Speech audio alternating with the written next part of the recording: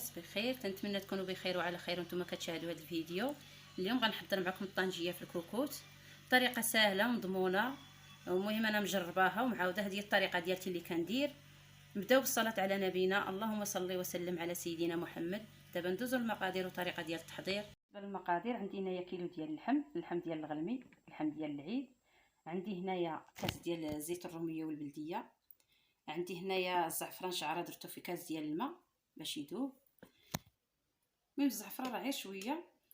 عندي هنايا حامضه مصيره، وهنايا الملحه درت غير نص معلقه صغيره حيت الحامض عندي فيه الملحه. وعندي هنايا السمن الحار، والثومه كنخليها بحال ما هكا. والكمون عندي معلقه ونص، الكمون البلدي كتكوني طاحناه جديد. وهنا عندي طرو ديال الماء. دابا غادي نحطوا اللحم ديالنا في الكوكوت.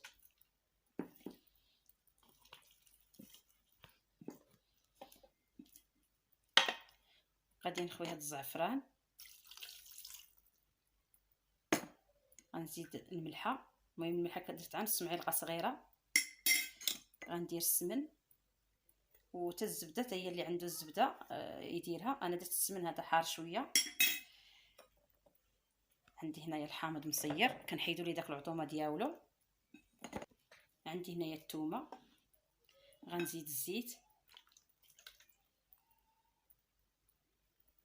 صافي غادي نخلطهم مزيان. غندير الغطايه ديال الكوكوط وكنبقى كنخلطهم مزيان. صافي بعد ما خلطت اللحم ديالي غادي نزيد الماء.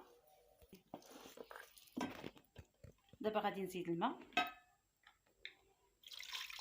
المهم الماء كندير الماء حتى تيتغطى ليا اللحم. وصافي كنسد الكوكوط وكنديرها على عافيه نار مجهده.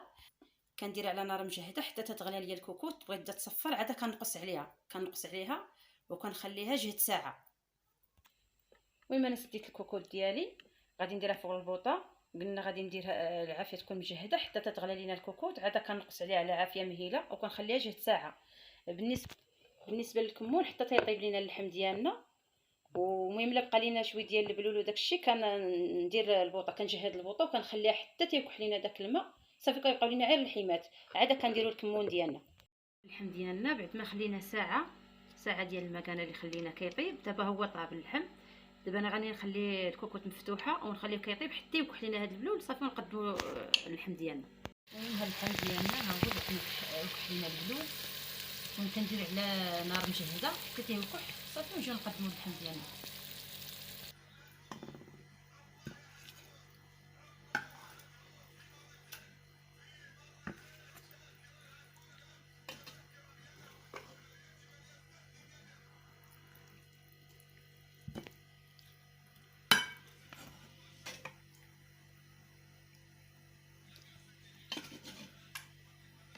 ممكن نبقى نطيبو فيه حتى تبقى تبان لينا عاد الزويته هذه. نحطو الحامض ديالنا. دابا غادي نجيبو الكمون خاص يكون جديد مطحون جديد باش تبقى فيه ديك الريحه.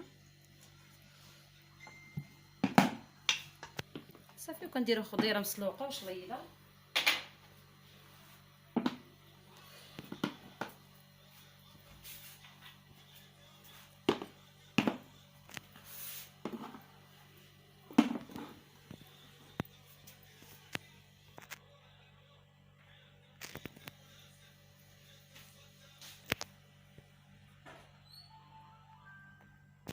المهم البنات هذا هو الشكل النهائي ديال اللحم ديالنا. تنتمنى نكون خفيفه ظريفه على قلوبكم. المهم اللي عجبو هذا الفيديو ما ينساش يتابونا عندي في لاشين ديالي باش يتوصل بكل جديد، فضلا منكم وليس امرا.